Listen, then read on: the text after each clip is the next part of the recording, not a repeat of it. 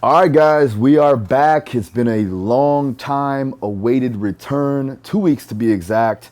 This week, episode number 60 of the Daru Strong Podcast. Oh, again, I'm your host, Phil Daru. If you guys haven't checked out the video version, go ahead and check out that on YouTube, Daru Strong Podcast. Today, I have my guy, Nick Tumminello. Now, Nick is a longtime coach. The guy has put his time in the industry. We talked about everything from isolation movements for sport performance and misconceptions in the fitness industry. The guy has been through it all. He's seen the trends, and now he gets to share them with us today. So make sure you stay tuned. But before we do that, I have to shout out the sponsors. Check out vivobarefoot.com. Vivo Barefoot is the minimalistic shoe that you see me rocking in all my YouTube videos and some of my Instagram. If you aren't following me on Instagram, it's Daru Strong. But that's the shoe that's been helping a lot of my fighters, my athletes, my coaches even, increase their strength in their feet and the intrinsic muscles of the feet. When we're talking about minimalistic shoes, we want to make sure that we're getting back to a primal base of movement, right? So utilizing a shoe with a limited support in a sense that allows your foot to stabilize and strengthen as you walk. So definitely check it out, vivobarefoot.com. Use my discount code at Daru Strong or Daru Strong, and you'll get 10% off your final purchase. Also have to shout out Element, man. Element has been hooking me up for this entire triathlon prep. Electrolyte mix. It has, right when we see it, it has 1,000 milligrams of sodium, 200 milligrams of potassium, and 60 milligrams of magnesium. I utilize just one packet in every bottle of my workouts when I'm going for my long runs, my long cycling workouts, and my brick runs. This definitely comes in handy to keep me going, to keep the electrolytes pumping through my body so that I do not cramp and I have the energy to produce the efforts that I need to for my training. So check them out. I believe it is element.com, LMNT, and let them know that I sent you. All right. Now, let's get on to the podcast. Welcome to the Daru Strong Podcast. Daru Strong Podcast. Let's go. Mind over matter. Put your mind somewhere else and keep going. That little voice in your head is trying to stop you from getting to where you want to be. Be successful and keep moving forward. With your host and world-renowned strength and conditioning coach, Phil Daru. I started training when I was 18, opened my own gym with a business partner in Baltimore, Maryland, Mark Spataro, I still love like a brother, at the age of 21. So we had a 3,500 square foot private training facility before I was 21 years old. I was that booked with clients already at the time. I'd already been invited to the Baltimore Ravens training facility. I'm originally from Baltimore, if you didn't detect my accent. So I just started pursuing education real quick. Just a quick background without boring people too much. My mom was a bodybuilder in the 80s. When my parents got divorced, I mainly lived with my dad. The way my mom and I would get together is we would meet at fitness conferences. Yeah. Because I was a high school wrestler and athlete, and I was into fitness, and she was in the medical field and into fitness as well. So when I was like 14 years old, I was attending fitness conferences with my mom just to spend time with my mom, because we'd go to different destination places. Yeah. But I was actually paying attention to classes. So I had attended more conferences by the time I was probably 18 years old than a lot of trainers may do throughout their career. Yeah, that's great. I would say it's probably an eye-opening thing when you're able to share that thing with your mom, and she kind of thrusts you into this industry in a sense, but in a good way, and just something you could share with her. Like, what was the thing with your dad? Did he do any strength and conditioning, or did he do any like fitness type stuff, or was he just like, I'm good? He had his one dumbbell. He just did bicep curls every other day to work on his arms. Now my parents are polar opposites, so the fitness thing, the influence definitely comes from my mom. My mom and I still bond. She has a yoga studio in Port Richey, Florida called Flow Yoga. Nice. She teaches. She has a medical degree as well, so she teaches like medical related to yoga and yoga anatomy. So she's very much into it. So yeah, fitness is very close to my heart, and anytime I see fathers and sons, mothers and daughters, mother and son, training at the same time, not necessarily together, it's something that's very special to me because I can relate to that. It's important, man. I think that sharing a bond. I have a 6-year-old son, and I have two older teenage daughters, so it's like working with them and teaching them things is that bonding experience definitely helps. But so taking a step forward, when did you decide to actually get into the business and actually use this as like a career? I probably, like a lot, if you're a trainer out there, this probably happened to a lot of you like it happened to me. I was 16 years old. I was pretty good shape, you know, and I was in a Gold's Gym, and some guy who was like 30 or 40 walked up to me. I think he and I were chatting, and he was like, "You seem to know what you're doing." He's like, "Can I pay you to meet me here tomorrow and train me?" and I'm kind of like, "Okay." Yeah. And he's like, I'm gonna give you $50. And it's like, you're 16 years old, you know, like you might make that in a day, you know. So I was like, sure. So, and I actually think I was visiting my mom at the time. I was living in Baltimore, but I was visiting my mom in Florida. Worked with this guy a couple days, ended up making like a couple $100. He ended up giving me like $100 a day, and I just thought I can make a career out of this. So I didn't go into it knowing. But by the time I was 18, I definitely knew I wanted to be a trainer, and I was that last generation. I'm not trying to act like I'm Mr. Get Off My Lawn. I was that last generation where personal training started to become a career. If you were getting to be a trainer in the early 2000s, late 90s, early 2000s, it looked like you could actually make money. For sure. You know what I mean? 5 years prior to that, and functional training was blowing up. All the equipment was blowing up, all the bands and the wobbly stuff, you know. I know we've gone through trends, but 5 years prior to that, if you said you wanted to be a trainer, people were like, okay, when are you going to get a real job? Yeah, I mean, it hasn't been, I guess, until, like the Mike Boyles of the world and yourself, too, as well, that really started to... Mike was prior generation before me. He's the OG. He's the, he's definitely... First ever strength conditioning center. Yeah, no, and even with, who's the coach for the, what was it, Nebraska? Nebraska football? You're talking about the guy who started NSCA? Yeah. She's like, oh my God. I'm drawing a blank, right? I cannot believe. Oh, Boyd Epley. Boyd Epley, that's it. I'm going to lose my NSCA card if I don't remember that name. Don't hate on us, NSCA. Listen, but those guys kind of pioneered the way. Now, because you've seen all the trends, right? And it's still going on to this day. Sure. Humans are humans. Yeah, it is what it is. But what do you see that has actually stood the test of time from then until now? Do you think? Well, I mean, I think people, you're probably going to know the answer. I mean, people probably have a list of lifts in their head, like big lifts or whatever. I'm actually not going to go down that route. Okay. I would just say, principle of specificity and consistency, right? So, like, let's look at fitness instead of sports performance. It's broader, right? Every generation has its list of celebrities and athletes that used whatever was the hot training trends at the time, and they looked great, right? So whoever was the hot model there, when the movie 300 came out, right? It was the guys who whatever they were doing, that's what we're gonna do. And then 10 years before that, it was something else, and we can get to points now where things we make fun of today, but somebody looked great, and there was people who were saying it worked, right? Otherwise, nobody would do these things. So why did they fall off if they didn't work? What they all had in common, it wasn't as much the magic formula. It was that the people that did it stayed consistent with it. They watched their diet, and they trained at an intense challenge themselves. So I'm not going to go down the route, they stuck to the big lifts. I could get you brutally strong without barbells. I can do split squats with you. So it's not one piece of equipment. But that's the only thing that stood the test of time, is just being really consistent with it. I'm sorry if you wanted a sexy answer on that one, but there is no sexy answer. No, definitely. But I will say this before. What I just said, though, is important, because a lot of times we get caught up in what works for us or what we think is best, and we forget that you're training humans. You got to get people from the neck up. And if they don't buy in, you have someone who, you like barbells, but that person said, look, I hurt my back doing that.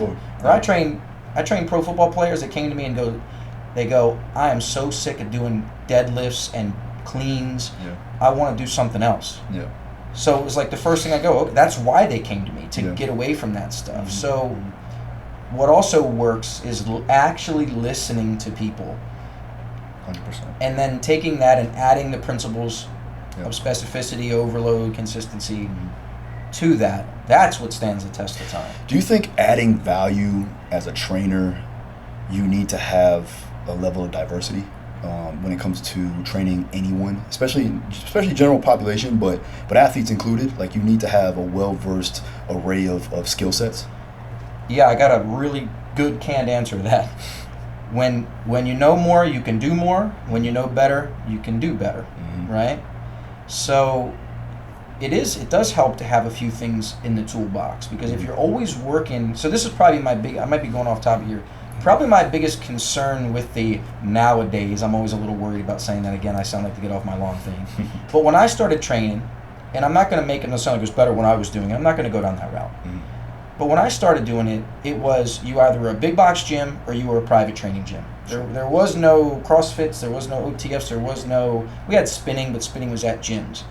And then maybe a few years later, you started with the speed school places that targeted the kids.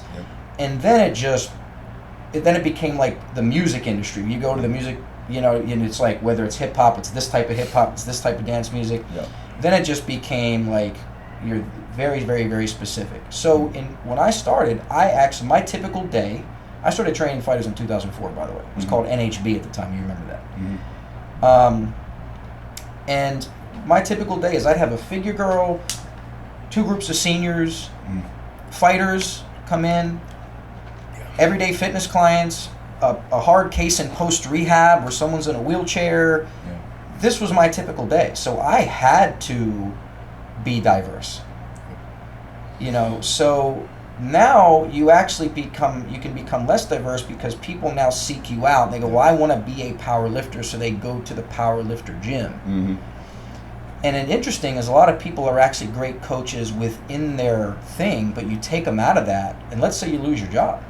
And now you got to go in the private sector, and you might be working with people you might not want to. Everybody all want to work with athletes and driven people. But where the money is, and the everyday individual, right? Normally over 40, they got some bumps and bruises, and they're not training to be elite at anything. Exercise is secondary to them. I joke, I say it's adult PE, but I'd rather them do it with me than some other person who's going to hurt them. So in that case, you do have to be a little more diverse and adaptable, and adapt on the fly. Because if you're a trainer, this happens to you every day. People will come in on Monday, and you got this nice workout planned out, and they go, my old college roommate who was my tennis team person, we played tennis all weekend, my legs are killing me. Can we not do legs today? This is an everyday thing with trainers. You got to ball up that nice periodized program and throw it in the garbage and come up with something on the fly that still builds on, that you can still build off of. For sure. I think the biggest thing for me, learning from the experience that I've had with working with a lot of MMA guys is, and myself too included, is learning how to auto-regulate, learning how to call that audible, because these guys are going to come in no matter what at some point in time with some bumps and bruises and some injury there where you have to, again, like you said, throw out what you've written down. So I wanted to get to the gym. So you said 3,200 square feet? 3,500 square feet. 3,500. And then I actually ended up having a smaller facility in Team Ground Control. We were under Renzo Gracie, John Rollo. If you ever heard of Shogun Fights, they actually show them down here as well.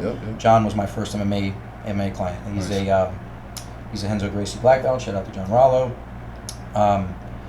So we actually, when they opened up a bigger school, I had a little like mini facility inside the MMA school where I worked with the fighters there. It sounds, it's funny because we had the same kind of bringing up. I was in there with Dean Thomas too as well. So what did you see? Because you didn't come from a traditional martial arts background, did you? No, I was a mediocre wrestler in high school. Yeah. So when you went to Renzo Gracie's, which was arguably one of the best jiu-jitsu gyms in the world, how did you correlate over like training? What did you start to understand and adapt and learn when you had to work with these types of individuals on that elite level, because most of those guys are elite? So just to be specific, I was in Baltimore, Renzo's was in New York, and John at the time, was about 260 at the time, he's a big boy, and he used to go up to Renzo's every other week. We would drive 3.5 hours, and sometimes I'd go up there, sometimes he would train with Sean Alvarez in White Plains, New York, Ricardo Alameda, some of these guys, just to train with bigger guys that were also at that level. So, and that's when those guys were training at Martin Rooney's place. So, So I mean, I'm not going to speak like I was working directly with Renzo in New York. That was Martin. So I was the guy in Baltimore. Just in general, like with any MMA, jiu-jitsu guy, like what would you say that you had to learn from the beginning? You know, other than your general population. So I'll tell you the big, and I guarantee you deal with this as well. And keep in mind, I'm talking when the Tough Show, the Ultimate Fighter, got real big, 2007. That's when it just blew up, and then the trend. Every workout on YouTube was underground workout or MMA workout, and then trainers realized you couldn't make any money because fighters don't have any money, and then that trend died out pretty quick. But here's the first thing that comes to mind. What I learned was this. These fighters, and by the way, I still do Muay Thai. I still do this myself as well. Not at the high level, but I learned that these guys all have coaches in their ear. You know, they got their striking coach. They might have two. They may have a Muay Thai and a boxing coach. They may have two grappling coaches, a wrestling coach who's more takedowns, and they got a jiu-jitsu coach. But they'd have multiple coaches. Okay. And then I realized it was almost like a college student, where the one professor doesn't care how much work your other professor gave you. And it was almost like reversed, where you were already tough, so you already were going to grind it out. So these guys never wanted to say anything. But the striking coach wanted them to win by knockout, so they didn't care how hard the other coach worked them the other day. The jiu-jitsu coach wanted them to win by submission, so they would drive him home. And meanwhile, the fighter is just so fatigued. And then they come to me, and I look and I go, tell me what your weeks look like. And I look and I go, you need to go, your best thing right now is go home, eat something and take a nap. So I realized that the human element of things, that there wasn't a lot of team aspect involved. It was a lot of individuals. Yeah, especially back then, probably. Yeah. So I mean, if you ask me the first thing that I learned, it was actually more importantly that how to try to get the most from a performance standpoint without interfering, this applies to all sports, with your practice and play. So it was like not just, I have this periodized plan. It's like, okay, what are your hardest days? So in ground control, our hardest days were Tuesday and Friday. So it was like, okay, so if you're getting closer to a fight, my hardest day with you, I'm going to train you on Saturday. And then you would think, well, they're going to be tired after their conditioning. Well, that's more important conditioning than what I'm doing with it. Of course. If you have to, if you have to miss one. So if you're a little fatigued from that, that's fine, but then I know Sunday you're going to be off. And then, okay, Tuesday's a hard day, so if you're going to only come in Monday, I'm going to make sure I don't make you sore at all. So I'm not going to do a lot of eccentric loading. So those are the things off the top of my head that I can try to make as practical as I can. So when you developed, and it doesn't matter because it is subjective, but let's say from an overall perspective, programming, right? If you're programming for a particular fighter, let's say an MMA fighter, I'll make it more, give you more context. So MMA fighter in camp, let's say he's got 8 weeks, right? Okay. Usually. Yeah. All right. He's a striker, and he has a fight against a grappler, and he usually is doing 12 sessions a week. What is going to be the main thing that you're going to be working with him on starting the camp and then all the way through to the fight? Now, you can make it very basic. You don't have to go into it. Yeah. I would say the idea of the fighter's style, and I like that you looked at that, but that wouldn't be as relevant to me. I would think they're more, I'm not saying it's not relevant. Overall, I would say that's more stuff they're going to work on in techniques and tactical work with their coaches, right? But that being said, I mean, if there's certain things where they say, well, we want to work on this guy's isometric endurance to hold a position to maybe get something, then maybe we'll do something like that. But aside from that, that's one exercise or some element of it. I'll tell you exactly what I would do, and I'll tell you both out camp, non-camp or whatever, and then in camp, because they're relevant to one another. My general choice, default to train fighters, is twice a week. Just because they're always working out anyway. We would focus one day that would be more explosive movements, one day that would be a little bit more strength type movements. Now I know if you're into the West Side stuff, conjugate stuff, you use dynamic effort, whatever. But some of that would be reflected, but it doesn't necessarily have to be barbells with bands. Dynamic effort could be jumps. Yeah, right? for sure. Could just be bands in your hands. And that's a good thing. I like that you said that, because a lot of people have a misconception based off of West Side. And for the end of the day, when you're looking at explosives training or dynamic effort, that encompasses different levels of velocities. So correct. Yeah, and you're just basically training both ends of the force velocity curve. Mhm. So, because keep in mind, the reason why is you're always dealing with, you're trying to get someone as strong as possible, but minimize putting on muscle that may make it harder for them to make weight. Sure. So you're dealing with that. All right, now, told you that to say this. In camp, that first day became smashed into, we would just call it a load explode day. So it would just be a mix of some strength and power work. Yep. The other day, I would just call it specific conditioning type stuff. So if you're an amateur, you're doing 3 3s, right? So if you're a pro, you're doing 3 5s. If you're a pro championship, it's 5 5s. So this is where we would just do conditioning circuits. If you're training for 5 5s, then I'm going to do a circuit that is 5 minute, that lasts 5 minutes, and you might not start. You're not going to start there because that's like puke workout type stuff. That starts to get into the So I might give you the exercises that I know are going to take, if you were blowing through it, moving well, it might take you about 4 minutes. And you might do 1 round that first day, and then I'll let you rest 5-6 minutes, right? Okay. So, and then gradually we just reduce the rest to the point where you can do all 5 5s, and the movement patterns are similar. I know some people might start now getting into, he's a functional guy.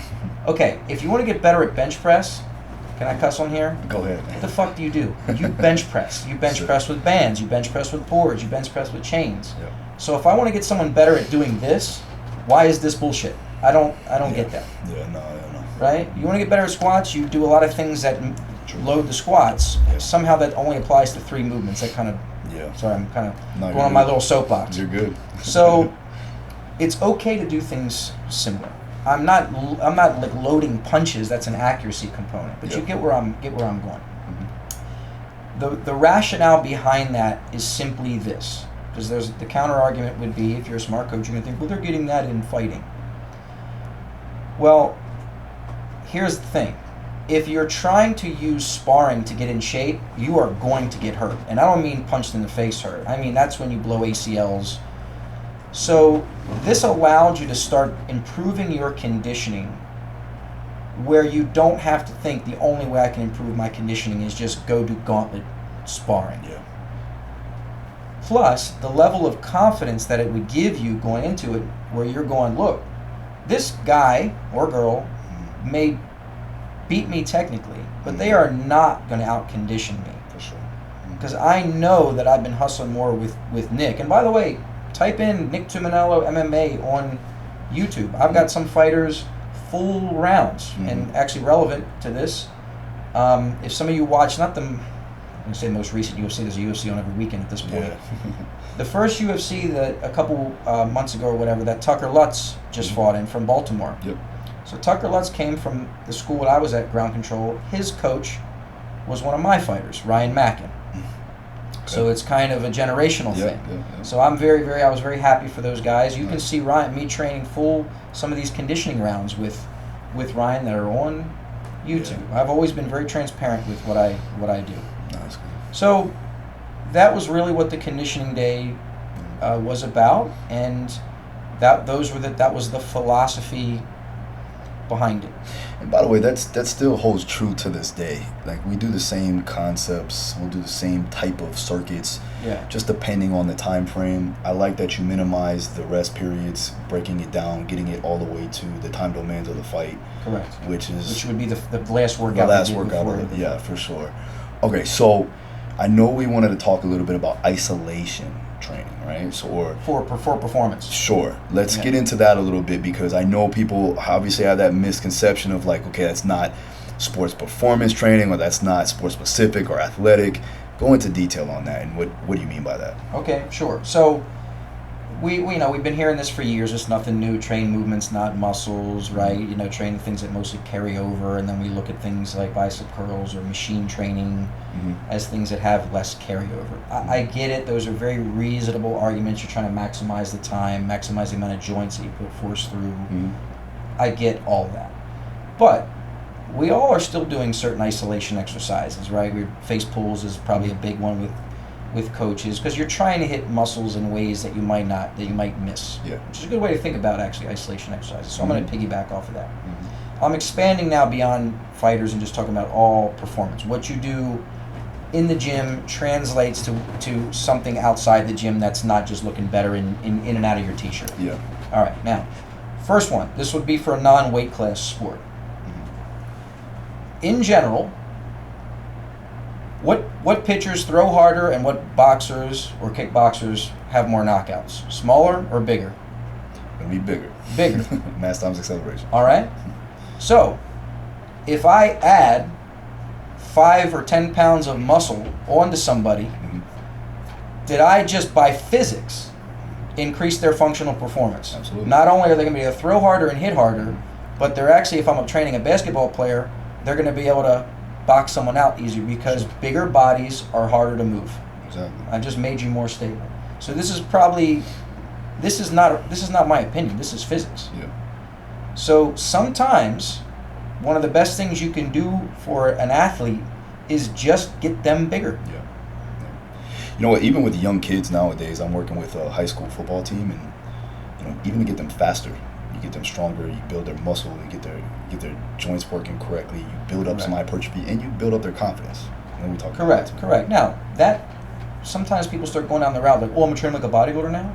No, you still do your sprints, you still do your mobility drills. Yeah. It just means that you're not afraid to do some of these other exercises. Now, I just did talk about it from a pure, just put on muscle perspective. Let's actually talk about it from a strength to perform perspective.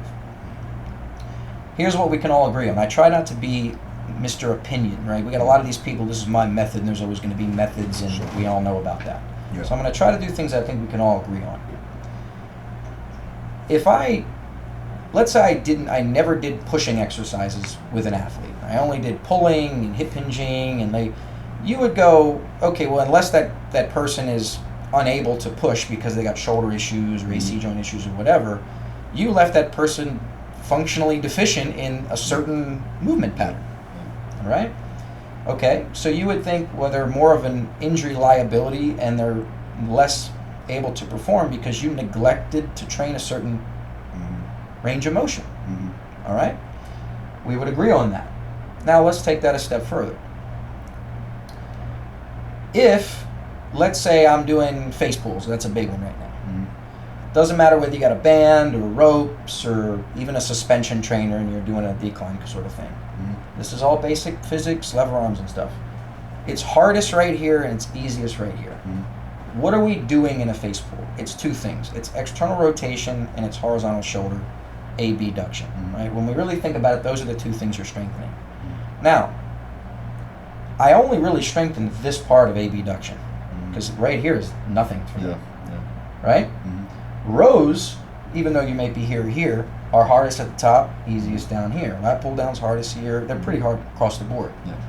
Have I done anything? This is the range of motion I have now with my shoulder. Have I done anything to be strong here or through here? No. So Momentum. no. Now, am I going to get some carryover from the strength here to here? Yeah, but the further I get away from the ranges that I trained in, the less strength I have to produce, reduce, and control force, which is what your muscles and tissues do. Tissues respond to how they're loaded. So, what would I need to do? So I'm leaving an athlete with a functional deficit here, especially when you start getting into jiu-jitsu and you get all twisted up like a pretzel. Definitely. So, I just gave you a functional, movement-based reason why the old Arnold side-lying rear delt flies, which is hardest here, easiest here, or just with a cable that way versus that way, makes your shoulder strength more complete. Sure. So if you look at this might be a shameless promotion, but I'm not trying to make it that way. I was waiting If you look at my label, my company's called Strength Zone Training. Gotcha. All I've done is just try to catalog exercises in 2 moves. And some of this is very old bodybuilding concepts just with a new performance-based twist. Okay. You have certain exercises that maximally load your muscles in the lengthen range, certain ones that maximally load your muscles in the short range. You complete strength at every joint should be done in both zones. We do it for glutes. Instagram is, booty building 101, 1,001 ways to do hip abductions. I get it. We do it for glutes. Squats and deadlifts, that's length and range glutes, and all the hip thrust stuff, that's short and range. But when it comes for every other muscle group, we don't do that.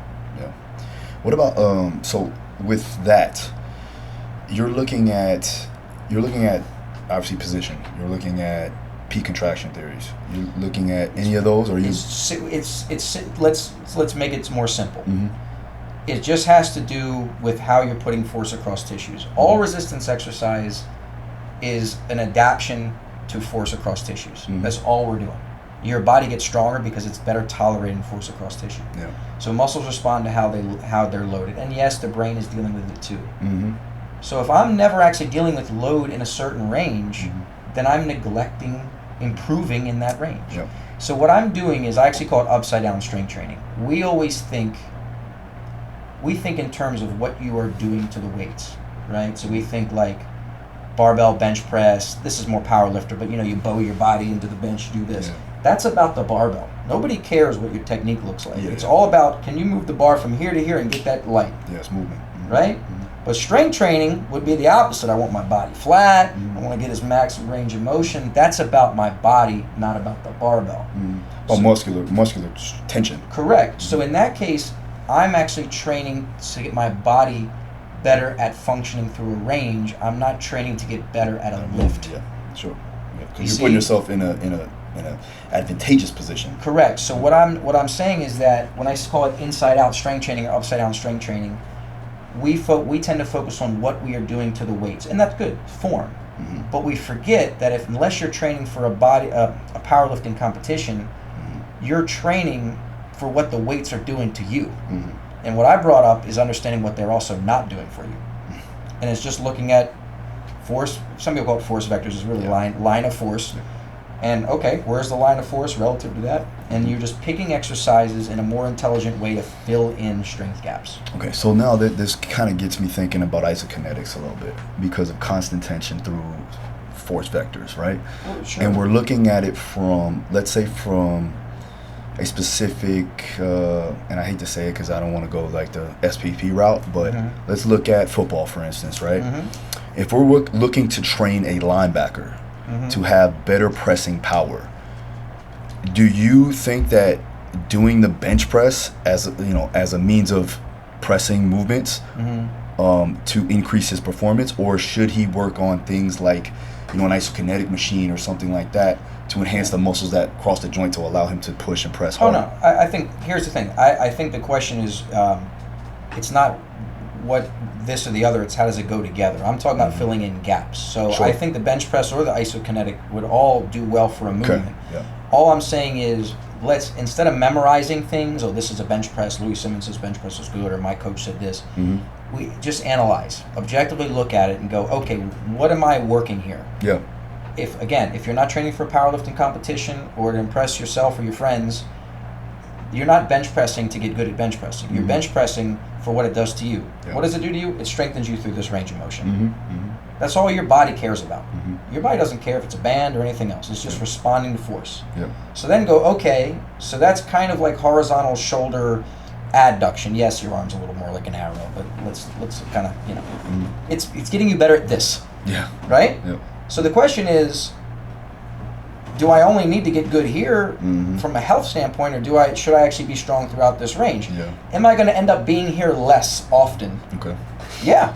Yeah. So yeah. guess what? Where's most of your focus and priority go? Here. But should I do some of this to not leave a deficit? Yeah. Absolutely. Yeah. It's I hate to say injury prevention, but reduction in a sense. Yeah, and I get what you're saying, but you know what? At the end of the day, that's the language our athletes use. So Yeah. You're trying to do your best to I know, prevent preventable injury. Exactly, as much as you possibly can. Yeah. So like, all right, now if we were to put this in, let's say just a workout, right? We're gonna we're gonna start with our main lifts and then we're gonna work towards our isolation, or are we gonna go right from isolation? Really good question. I mean, so here's, but I make it broad.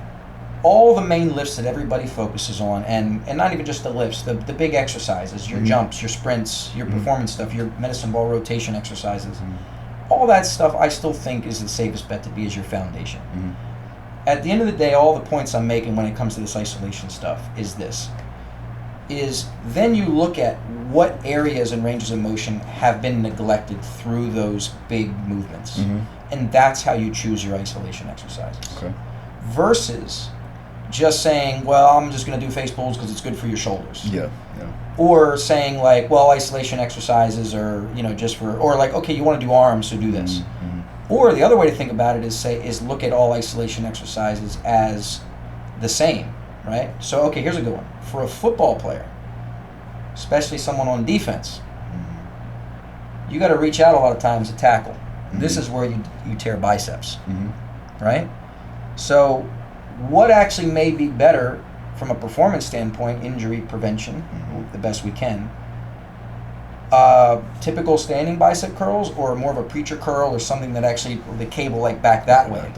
Back that way, because you're actually maximally loading in the length. And you can make a point of actually like cable flies even in that percent. Correct. So all I'm saying, because depending on the position of where the tackle is. All I'm saying is that it's just looking at how to put force across the tissues that the compound movements have missed. From a performance standpoint, I just call it full range strength. So that's what, if you look on my website, it says true full range of motion strength training. Okay. We think full range of motion means moving through full range. But I just showed you, well, here, if you're doing side raises, this is your full range. But in a side raise, this is your full range. But did I get strong through that range? Am I getting strong down here? No. So that's not true full range strength. Sure. The adaptions aren't full range. It's deceptively full range. Correct. Now, last thing, let's say I get you and you go, I've been lifting hard, whatever, but side raises kill my shoulders. So I just can't do it. But I'm losing my strength there. I can't do much. It's like, all right, Phil, show me. And you go, show me where it hurts. And you start to get up in that range, and then that trap starts coming in, right? And that's the compensation. You go, okay. Fine. All right, so I just bring your arm down here, and I just put a Langle force that way.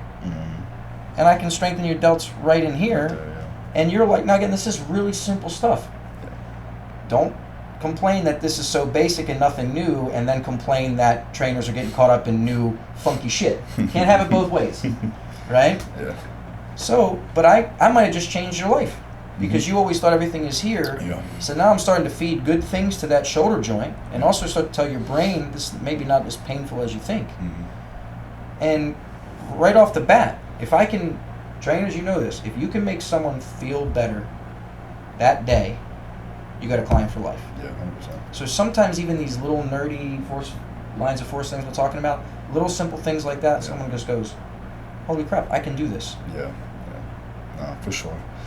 So I saw a video on YouTube with you, and you were looking at, I think you were doing a seminar or something like that, and you were talking about positioning yourself to watch an athlete or a client do a movement, right? Yeah. Those angles there. People don't understand that, though.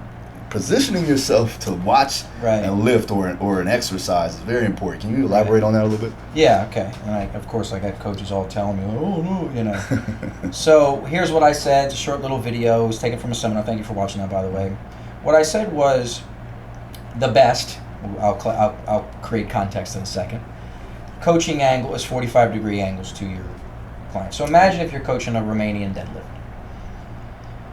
If you stand 45 degrees in the front or 45 degrees in the back, you can pretty much see everything, right? But if you stand directly in front of them or directly behind them, you're missing a lot. And even when they're doing rows, if I'm only standing on one side, that whole other side is gone to me. Now, I might not care about that side for whatever reason, but if you got a lower body position or half kneeling, you want to see everything. Now, people forget that I always go, this is Facebook or Instagram, not a textbook.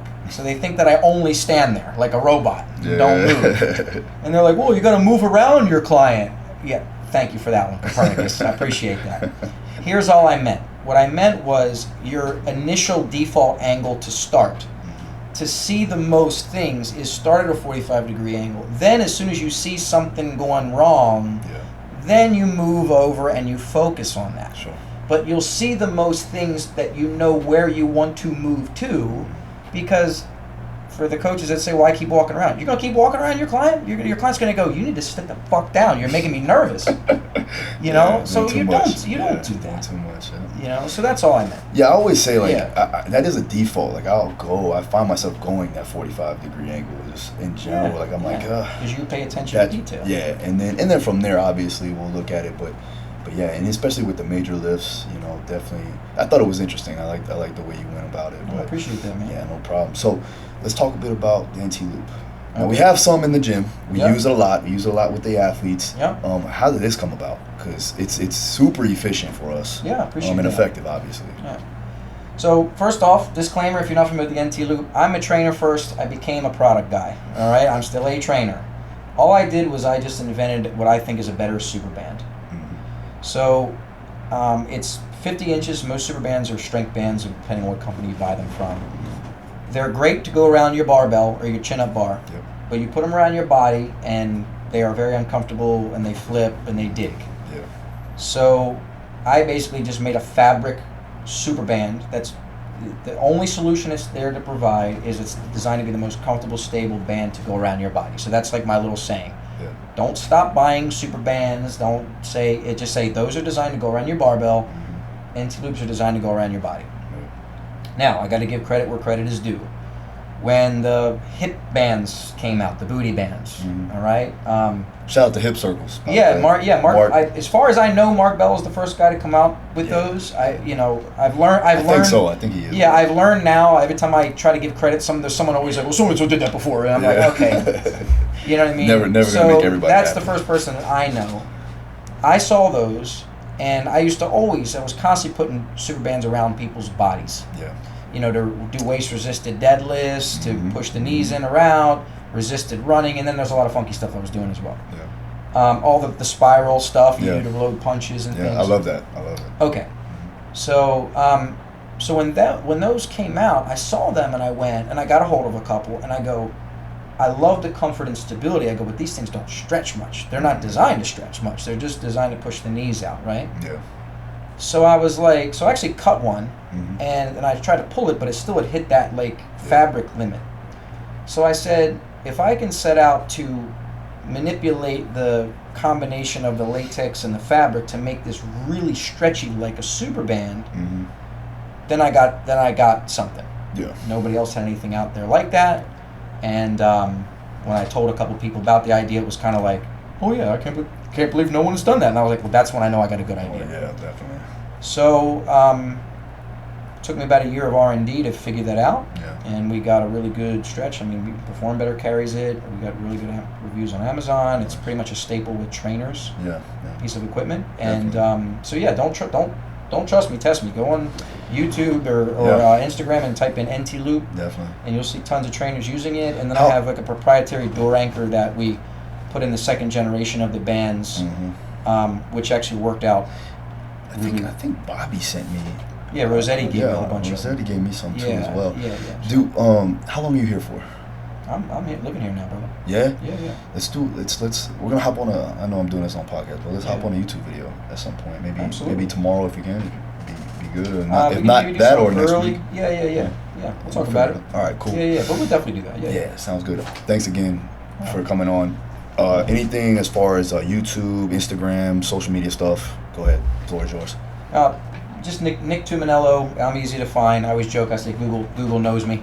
I've got a bunch of books. I'm easy to find online. You don't need to give me. I don't need to give myself too much of that. I'm not blowing smoke, but I wanted to actually just thank you, not only for all you're doing for the field, but just for giving other people a platform to share their knowledge and for your willingness to give back. Yes, we make money. Yes, you get to do what you love, but that's a win-win for everybody. There's a lot of coaches who like to criticize or just comment, but they don't actually put themselves out there. Yeah. And good or bad, it takes a lot of guts to do it. So I appreciate that you do that, and for the amount of detail that you clearly put into it. So much respect, Coach. The Thank field you. is better for it. I appreciate it. Thank you.